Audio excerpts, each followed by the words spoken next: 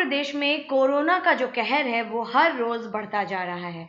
इसी बीच अगर हम पटना शहर की बात करें तो यहाँ पर भी कोरोना पॉजिटिव मरीजों का जो ग्राफ है वो भी काफी बढ़ चुका है।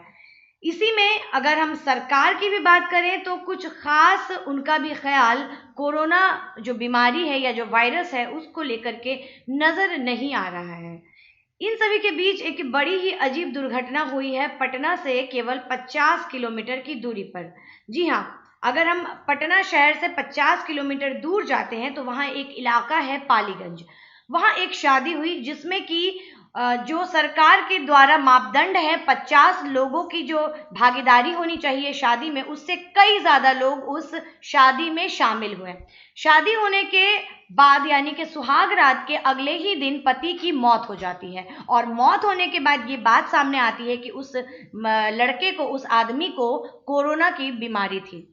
कहा यह भी जा रहा है कि वो लड़का काफी लंबे समय से बीमार चल रहा था।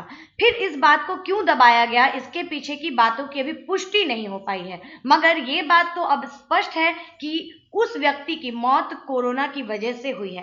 अब आप अनुमान लगा सकते हैं कि उनके परिवार वाले, उनके रिश्तेदार, उनके आसपास के लोगों के लिए ये कितनी कठिनाई भरा वक्त होगा और कितनी मुश्किल वाली ये जो सिचुएशन है और कितनी भयावह स्थिति बन गई होगी उनके पूरे जीवन के लिए। जी हाँ, पालीगंज में ही आयोजित शादी समारोह में भाग लेने के लिए 111 लोगों में कोरोना का संक्रमण होने के बाद अब जांच भी शुरू कर दी गई है। हम आपको बताएंगे आज की इस शादी समारोह से जुड़े लोगों पर किस तरीके से अब सरकार जो है वो शिकंजा कस रही है और 200 लोगों से पूछताछ भी की जा रही है।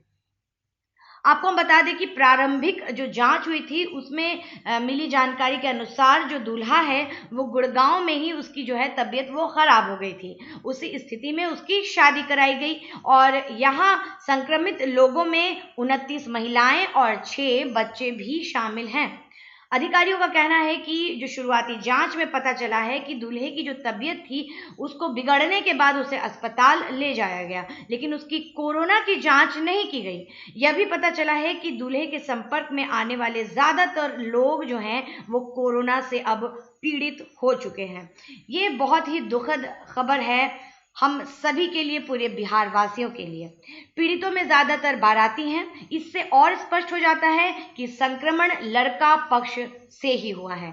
यह भी पता चला है कि संक्रमित जो व्यक्ति हैं उनकी कोई भी ट्रैवल हिस्ट्री नहीं है। इसमें ज्यादातर जो लोग हैं वो स्वस्थ हैं, लेकिन शादी समारोह के बाद इनकी स्थिति बिगड़ी है।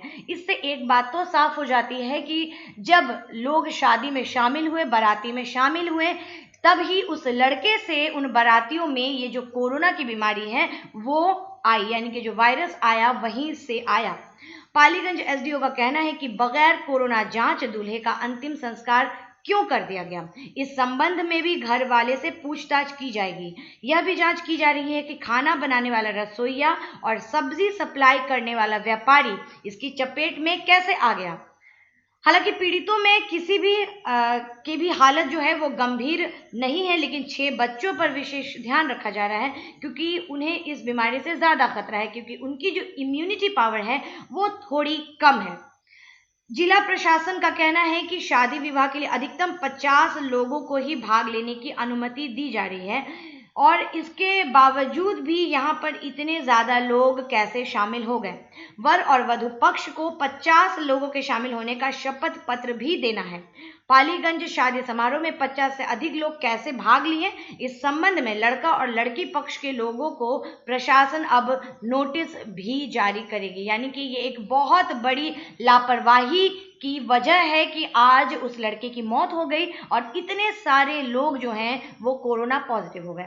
इसी बीच हम आपको बता दें कि आज यानी कि बृहस्पतिवार के सुबह का जो पहला हेल्थ डिपार्टमेंट की तरफ से, हेल्थ मिनिस्ट्री की तरफ से जो पहला कोरोना अपडेट आया है वो है कि आज यानी कि कल रात से आज दोपहर के वक्त तक 129 कोरोना संक्रमित लोगों की पुष्टि हो चुकी है।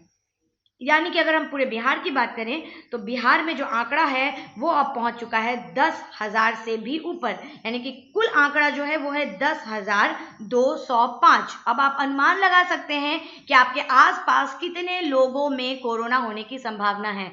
यानी कि अब जरूरत है कि आप सचेत हो जाएं और सारी सावधानियों के साथ ही अपने घरों से अपना जो पैर है उसको बाहर निकालें और बड़े ही सुरक्षित ढंग से अपने घरों से बाहर निकलें। ऐसे ही तमाम खबरों के लिए जुड़े रहिए जीएस मीडिया लाइव के साथ और कोरोना अपडेट्स के लिए भी देखते रहिए जीएस मीडिया लाइव को। बहुत बहुत शुक्रिया।